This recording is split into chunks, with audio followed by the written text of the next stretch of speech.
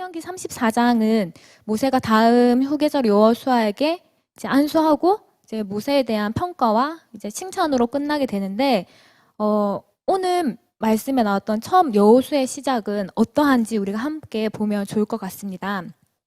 사실 여호수아도 모세라는 큰 거장, 어떻게 보면 대단한 인물이 죽고 난 후에 그 이스라엘 큰 백성들을 이끌고 가나안 땅으로 들어가야 하는 다음 리더로 세워졌어요. 이전에는 그냥 모세의 뒤에서 시키는 거 하고 그리고 내가 주어진 것에 충실히 하면 됐었는데 어느 순간 제일 앞에 서서 하나님의 음성을 들으면서 백성들 이끌어 간다는 것이 굉장한 부담감으로 다가왔을 거라는 생각이 들었습니다. 그런데 하나님은 여호수아 1장에서 말씀하시는 것은 무엇이었냐면 여호수아에게 말씀하셨다라는 것이었어요. 여호수아도 어떻게 보면 이런저런 것들이 많이 필요했을 수도 있었을 것 같아요. 자신을 리더로 지지해줄 사람들도 필요했었을 거고 그리고 하나님 나를 부르셨다는 것을 증명하기 위해서는 전쟁에 승리해야 됐기 때문에 전략을 연구해야 되는 시간들 그리고 사람들을 만나면서 여러 가지 일들을 해야 했을 수도 있었을 거예요. 그런데 여호수아의 그 성경의 가장 첫 시작은 하나님이 말씀하시고 여호수아가 듣는 것이 1장에 적혀져 있었다는 거죠. 우리의 문제와 두려움은 어떻게 보면 인간의 눈으로는 당연히 느낄 수 있는 합리적이고 타당한 감정일 수 있습니다. 그러나 이것은 우리가 하나님 앞에 주의 말씀을 듣고 그리고 우리가 주님 앞에 나아가는 것에 문제가 되지 않는다라는 것이었습니다. 여호수아를 볼 때 어떠한 문제나 우리 안에 있는 두려움들, 감정들은 하나님이 우리에게 말씀하시고 우리가 하나님의 음성을 듣는 데 전혀 문제가 되지 않는 것을 우리에게 말씀해 주고 있는 것 같습니다. 그렇다면 하나님은 여호수아에게 무엇을 말씀하셨을까요? 첫 번째로는요, 약속의 시작이 바로 나 여호와라는 것입니다. 내가 그들에게 준 땅으로 내가 모세에게 말한 내가 너희에게 라고 하시면서 하나님은 주체가 나임을 말씀하고 계세요. 그래서 하나님이 이 모든 시작은 자신에게 있다라고 말씀하고 계시는 거죠. 여호수아가 모세 다음으로 리더의 자리에 섰지만 그 자리조차 하나님 앞에서는 첫 번째가 되지 않는다라는 것이었습니다.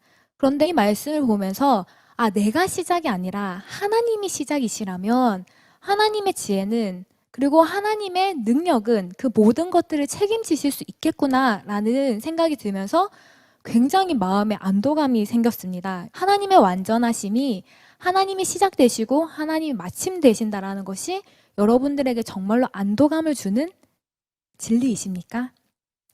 하나님은 시작하셨다면 마치시는 분이십니다. 여러분 이 진리가 여러분 가운데에 큰 안도감이 되셨으면 좋겠습니다. 하나님이 여호수아에게 두 번째로 말씀하셨던 것은 내가 모세와 함께 하였던 것처럼 너와도 함께 하겠다라는 것이었습니다. 사실 모세라는 사람은 너무나도 대단한 사람이잖아요. 이집트의 왕자로 태어났고 또 양을 치는 목동으로 살다가 또 이스라엘 백성들 다 이끌고 광야의 시간들 지나왔던 수많은 그 굴곡들을 함께 했던 리더였습니다. 그런데 어떻게 보면 모세가 이집트의 왕자였기 때문에 어떤 지식을 많이 알고 있었기 때문에 출애굽할 때 애굽의 군대를 이길 수 있지 않았을까라고 생각할 수 있을 것 같아요. 그리고 또 한편으로는 모세가 양떼를 치는 목자였기 때문에 이스라엘 백성들을 또한 잘 돌보고 리딩할 수 있지 않았을까라고 인간의 관점으로는 그렇게 생각할 수도 있을 것 같아요. 그러나 하나님이 신명기 34장을 통해서 말씀하시는 것은 모세가 그렇게 할 수 있었고 그리고 여호수아 1장을 통해서 계속 말씀하시는 것은 모세가 그렇게 할 수 있었던 것은 내가 함께 했기 때문이다라고 말씀하고 계시는 거예요. 근데 우리는 사람들의 어떤 능력과 업적들만 바라보면서 그 가운데 함께 하시는 하나님을 많이 놓칠 때가 많은 것 같습니다. 그런데 하나님 우리에게 요구하시는 것은 성공의 결과가 아니라 하나님과 함께 하면서 그분과 함께 성취하는 삶을 살아가게 하고 싶으신 겁니다. 우리에게 주어진 사명은요, 하나님과 동행하고 하나님의 말씀을 청종하는 것보다 중요하지 않습니다. 근데 우리는 때로는 우리에게 주어진 하나님의 사명, 그리고 앞으로 우리에게 주어질 사명에 눈이 가려져서 오늘 지금 이곳에 함께 하시는 하나님의 음성을 청종하지 못하고 하나님의 음성에 반응하지 못하는 삶을 살고 있지 않으신지 우리가 한번 점검해 보면 좋겠습니다.